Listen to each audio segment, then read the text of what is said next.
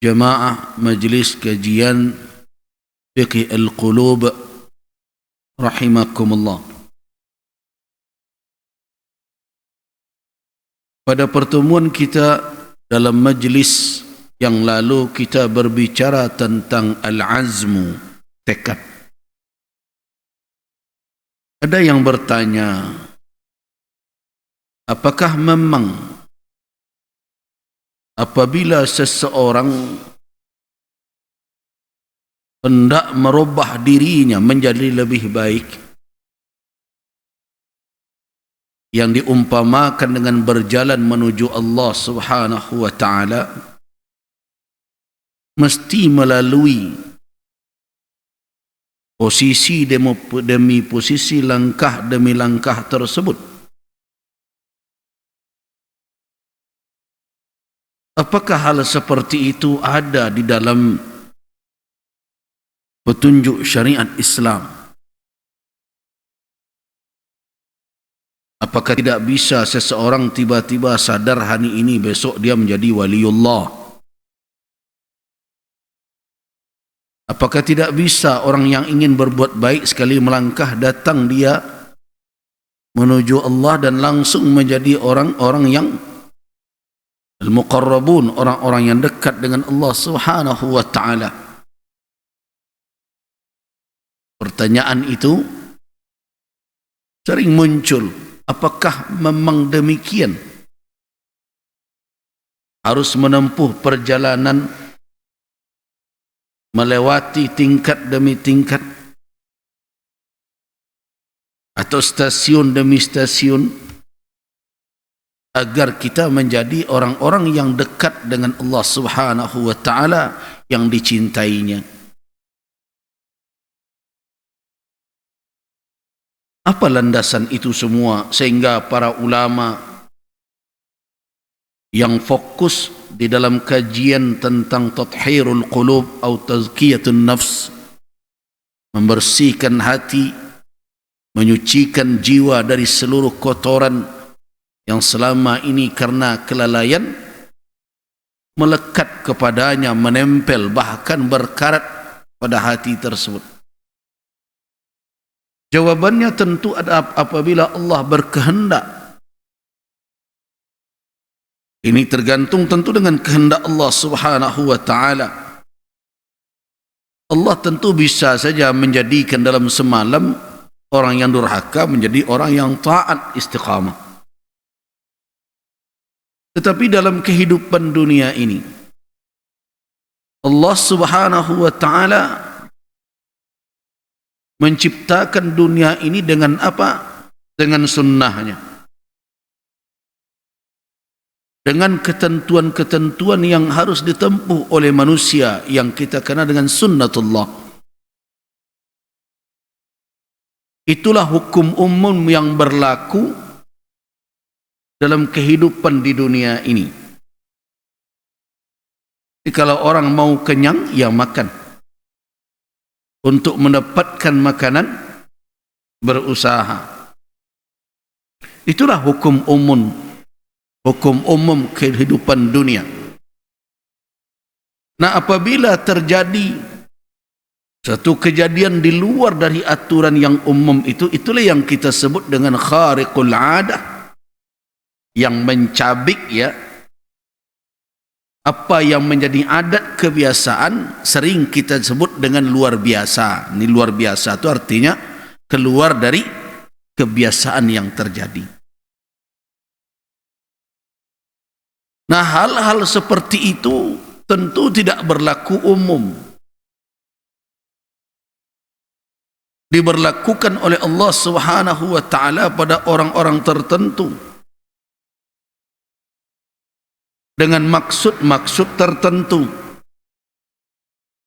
Kalau diberlakukan hal yang luar biasa tersebut kepada para nabinya, tentu dalam rangka menguatkan dakwahnya, melemahkan musuhnya. Itu yang kita sebut dengan mu'jizat.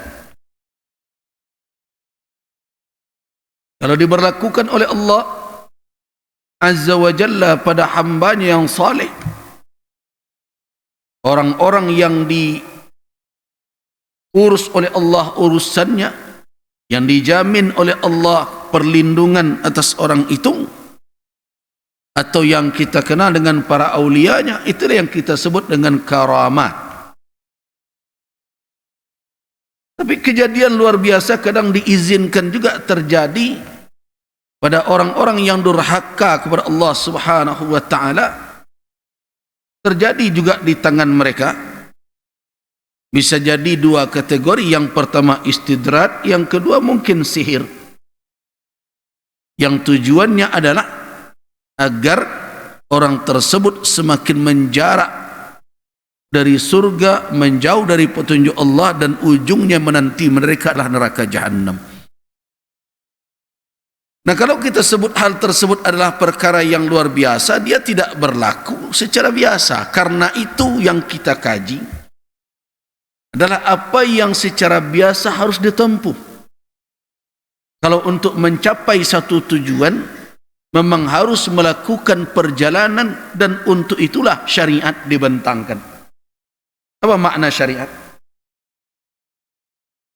Kata syariat itu makna asalnya adalah jalan yang lempang, yang lurus, yang lapang untuk menuju ke tempat orang mengambil air. Artinya apa? Makna syariat itu adalah secara lughawi, secara bahasa adalah jalan yang harus ditempuh kalau orang untuk menuju sesuatu. Itulah syariat. Nah, karena itu kalau ada orang yang ingin mencapai sesuatu, maka tentu apa yang disyariatkan oleh Allah sebagai wasilah untuk menuju itu harus ditempuhnya. Makanya di dalam hadis yang masyhur, seorang hamba Allah baru dijanjikan oleh Allah mendapatkan mahabbah, kecintaan, dia dicintai oleh Allah Subhanahu wa taala apabila dia melakukan taqarrub. Idza taqarraba ilayya 'abdi bima aftaradtu alaih. Begitu. Apabila hambaku bertaqarrub, mendekatkan diri dengan qurabat, dengan apa saja ibadah yang difardukan oleh Allah, bimaftaradtu alaih, wala yazal, dan senantiasa tidak berhenti dia, yataqarrab ilayya, mendekatkan diri kepadaku, bin nawafil, dengan amalan-amalan tambahan setelah yang fardu, yaitu amalan-amalan sunnah, hatta uhibba, sampai aku sayang kepada orang itu. Artinya apa? Ada stasiun-stasiun yang harus dilewati, ada posisi demi posisi yang harus dilalui oleh seseorang sampai orang itu mendapatkan sampai mendapatkan mahabbah, kecintaan Allah Subhanahu wa taala. Hatta uhibba, sampai aku sayang kepada hamba itu, kata Allah. Nah, hadis ini mengisyaratkan apa? Bahwa untuk menjadi orang yang dicintai oleh Allah, manusia harus menempuh perjalanan menuju ke sana.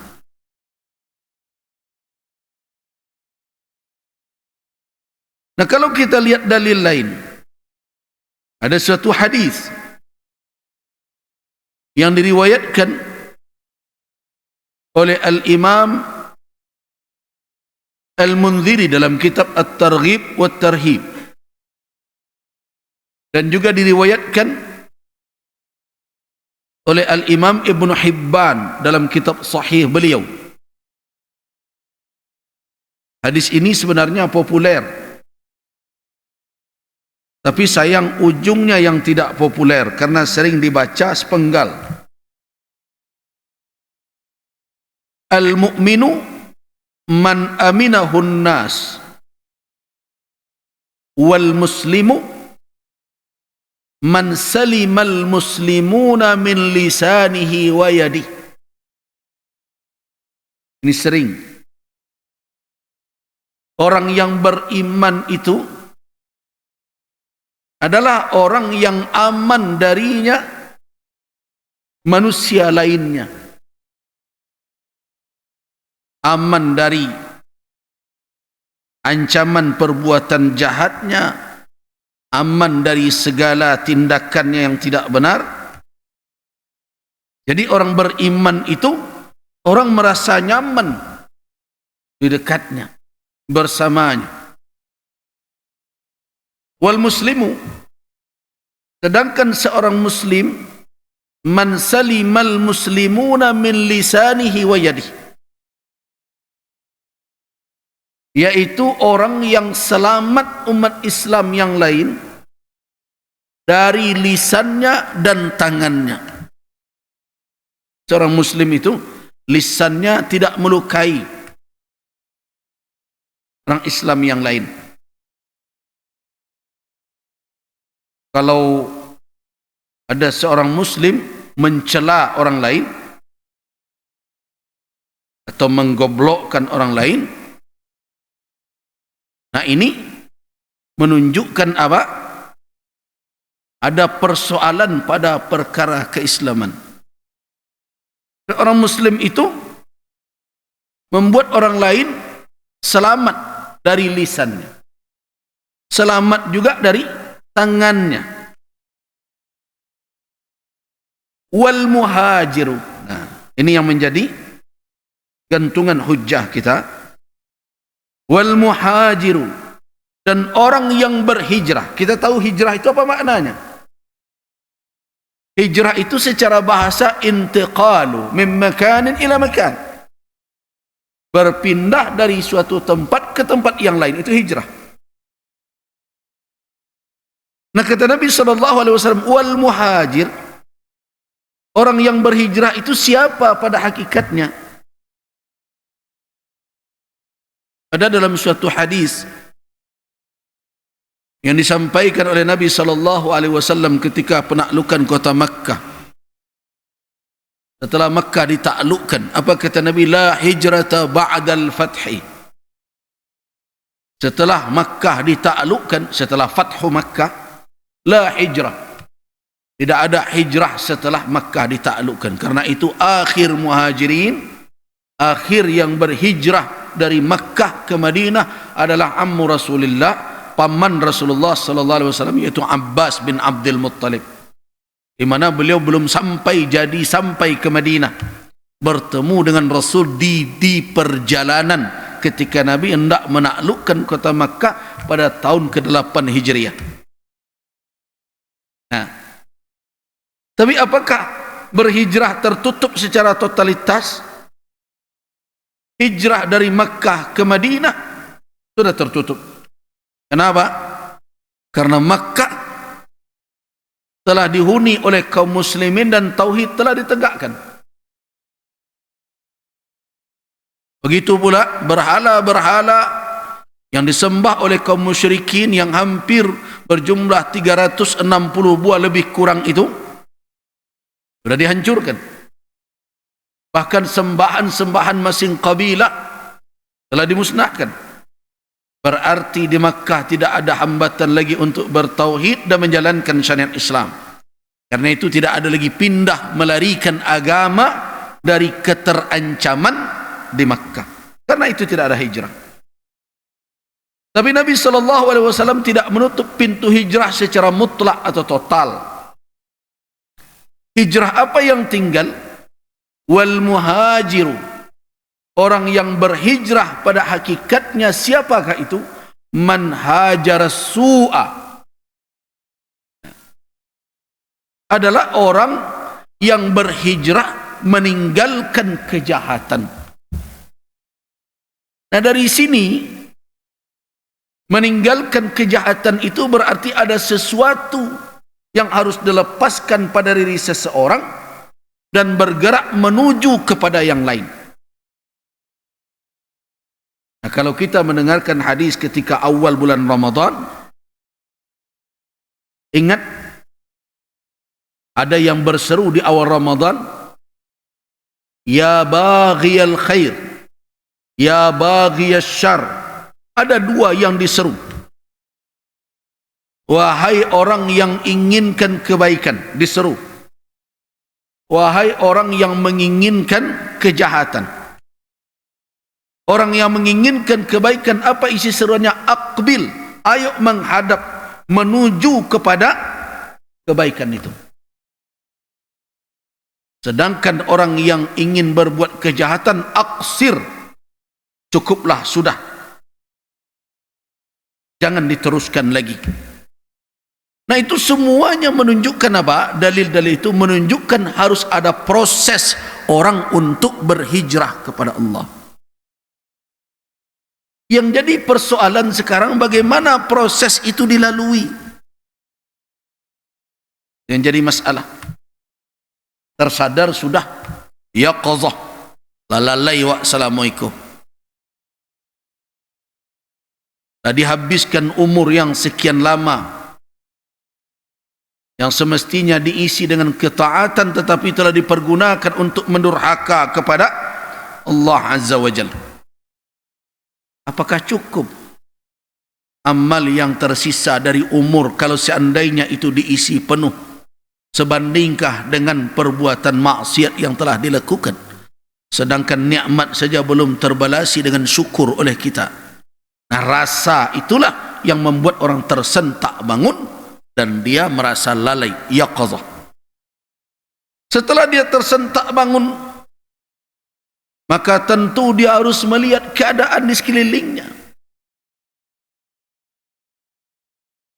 Apa yang akan dia lakukan, kemana langkah harus dia langkahkan, kemana arah akan dia tempuh.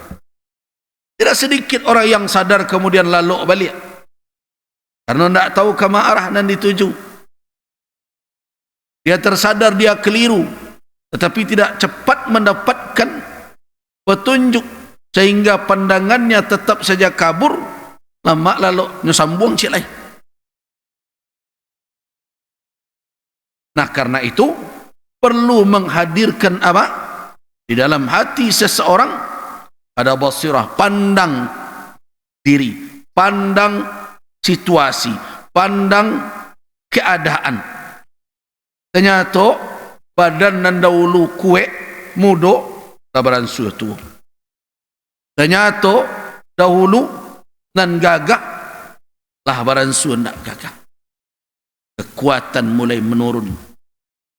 Nah, lihatlah apakah kalau terus berada di dalam kelalaian akan menyelamatkan. Nah, karena itu kemana arah akan ditempuh? Bangkit, setelah melihat jalan itu, ambo yo ketagak leh, ambo ke berjalan. Untuk bangkit dari kelalaian itu bukan perkara mudah. Apa faktanya? Kalau paiwak keluar, bertanya ke orang nan ketika azan berkumandang mampir batu domino, mau tak ada ketentuan, pai tanyon ke mereka, Pak Islam tu enggak? Pak Islam. Pak Lai tahu solat tu wajib. Wah, panggilan azan itu enggak rancak dah, enggak dipenuhi. Enggak adanya enggak tahu tu. Tahu. Nah, itu nak awak kecil kan nyo tampak jalan, tapi nak nama menempuh aja. Tahu nyo halal dan haram, tapi nan haram nyelantuangnya juga. Mereka tahu mana kewajiban, tapi nyo sia-siakan. Tidak sedikit orang yang tahu bahwa minum-minuman itu haram. Minuman-minuman keras ya, haram. Brandy, air kare, haram. Merusak diri. Tetapi kenapa mereka tidak mau meninggalkan? Nah, inilah yang digali oleh ulama. Mereka coba kaji, analisa apa penyebabnya orang nan tahu jalan naluri tidak menempuh jalan naluri. Apa penyebabnya orang nan tahu nan salah tapi nyokakok jalan salah? Tampaknya semangat di dalam diri untuk berbaik, buat baik itu nan lemah. Di sinilah ulama mengatakan nampaknya semangatku harus dikaji mana. Dari mana muncul pertama? Muncullah qasad, muncullah iradah. menjadi maksud, dan akhirnya harus dipupuk taruh menjadi azam, menjadi tekad.